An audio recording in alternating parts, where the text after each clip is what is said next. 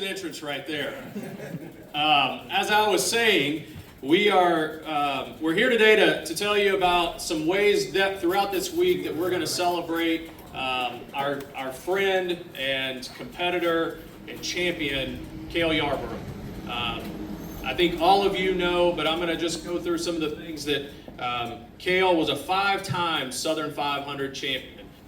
Grew up right here in Timmonsville and lived for his life. The car that you see here is a 1977 Oldsmobile that was driven by Cale during the 1978 season. He won the 1978 Southern 500 in this car with the gentleman that just drove it in, Mr. Jeff Hammond. Jeff, come on out of there. Give Jeff a hand.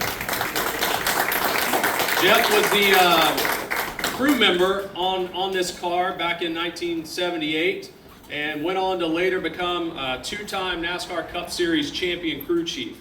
And we're so honored and thankful for you to be here with us today, Jeff, as part of this. You know, this car, it's going to be on display here in the museum for the next couple of days. And then on Saturday, it's going to be out in the fan zone for our fans to be able to get an up-close and personal look at it on Saturday. And then a special treat on Sunday. We're going to have 3-time Darlington winner Dale Jarrett is going to be with us. He's going to step away from his role with NBC for a few minutes, and he's going to drive this car in a couple of ceremonial parade laps just before we give the command to fire engines for the 75th run into the Cookout Southern 500. So we're so excited about that and a number of other ways that we're going to remember Cale throughout the weekend. We've got a number of tributes on our social channels, in the video, in the venue, on our screens, different things. Our broadcast partner, NBC USA, will also be doing a showcase of that lap, as well as a little feature on Cale to commemorate him, in addition to our friends at the Motor Racing Network. So I'm so thrilled to have some of the Yarborough family here with us today, Miss Betty Jo and Julie and Cale's grandson and his fiance. And we're just so thankful that y'all can be part of this and look forward to having you with us this weekend as well, okay? As I mentioned, we're joined by Jeff Hammond, 2-time NASCAR Cup Series championship crew chief, noted media personality, has been in the sport for so many years. Jeff, you began your career in 1974 as a tire changer for Walter Ballard, and then you moved on to this car here, being part of the crew. What do you remember about joining Cale's team and working on this car? You know, that's been a while. But no, when you get an opportunity to see the Yarborough family, I'm just great to see Betty Jo and Julie and meet his grandson. I mean, I looked at him and said, oh, wow. Hey, Cale.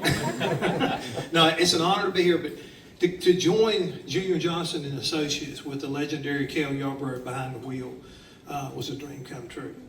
When you get an opportunity to meet a man who's bigger than life, much less two of them, when you think about Junior and Cale and the way they went together. I mean, they complemented each other just like salt and pepper. I mean, you put it on whatever you put it on and it always tastes good.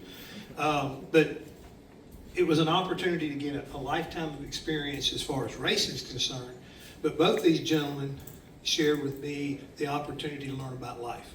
I mean, that's what I always loved about Cale. I mean, it was racing when it came time for racing. But when he wasn't racing, he was thinking about the farm down here, thinking about his family. And so I got valuable lessons from both of them. I mean, it was a fun time.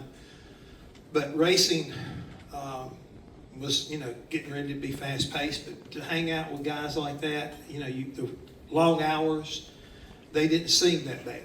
I mean, there were times when we had to work 24 hours straight to fix a car because we didn't have that many cars. So if you tear it up on Sunday, you had to get it fixed on Monday and ready to go the racetrack the upcoming Thursday or Friday. So a lot of work, great work ethics, and all these things came from Junior and especially Cale, because you knew he didn't tear that car up accidentally. More than likely he was trying to win.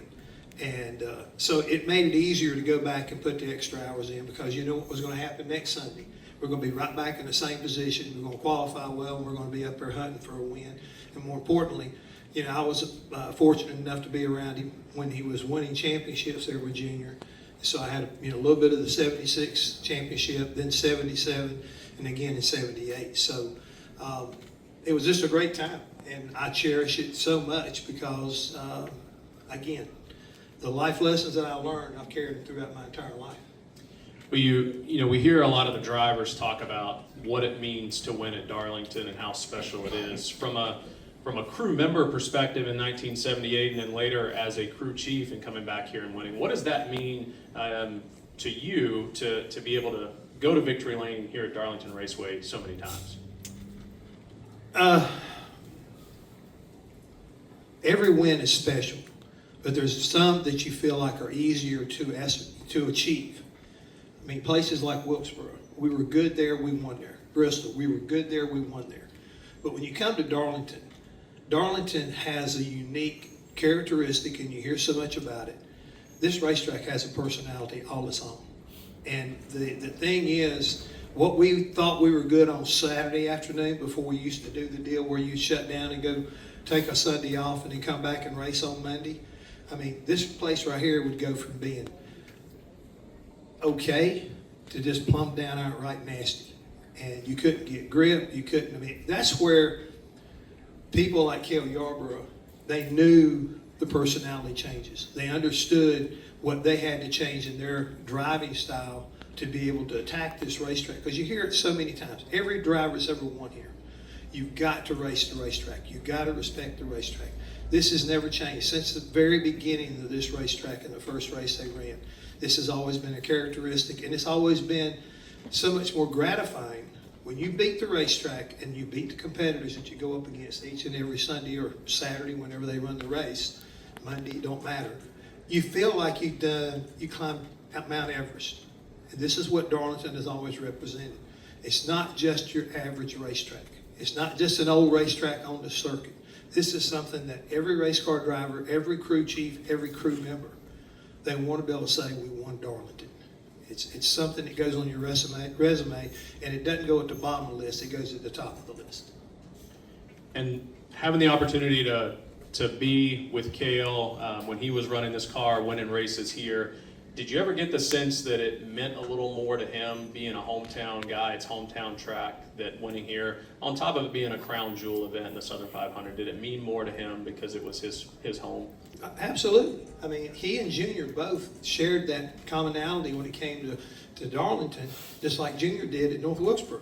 I mean, I'll tell you right now, you didn't win at North Wilkesboro, Mondays weren't good around the holler. I'll tell you that right now, because if you feel like, you let, him down. And it'd be the same thing here for Cale. If we couldn't put on a good show and go to victory lane, you felt like you let him down, because he wanted Bill to come here and realize that when it was all said and done, he was going home to see Betty Joe and all his family with a big smile on his face, because he knew he'd done what his job was, and that was to go out and win.